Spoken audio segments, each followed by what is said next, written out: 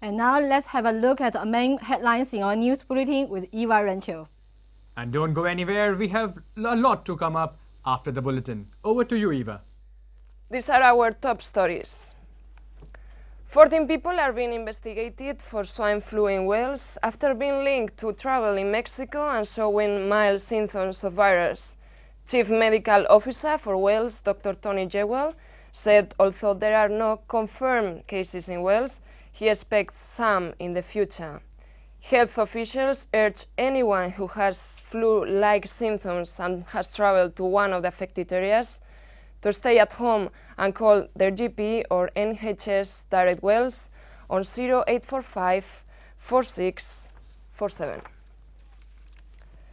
Research by University of Glamorgan and British Telecom has revealed that 1 in 3 old computers still contain sensitive information, including bank details. 34% of the disks bought randomly from around the world still contain personal data. The researchers say the information was enough to expose individuals to fraud. An inquest has been opened into the death of a man found hanged near his workplace. 33-year-old David Holland was discovered by his stepfather behind the pawn stretcher shop in Blackwood last week. He had worked as a sales manager for the company. The inquest, which says there is no criminal investigations, have been suspended for 2 months.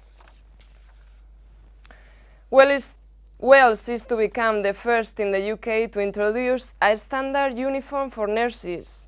The new designs, which are unveiled today, will allow patients to easily tell who is in charge of hospital wards and reduce the risk of infections.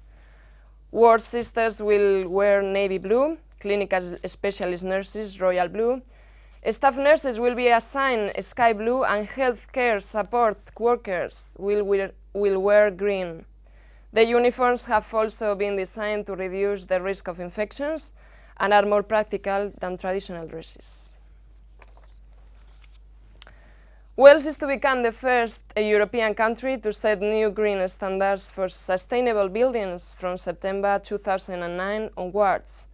The new homes would have to reduce their carbon emissions by more than 30% through energy efficiency and the use of renewable energy. They will also have to reduce their consumption of water and use more sustainable materials.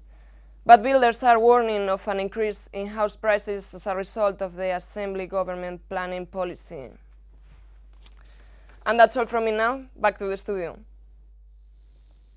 Thank you, Eva, and welcome back. And coming up later in the program,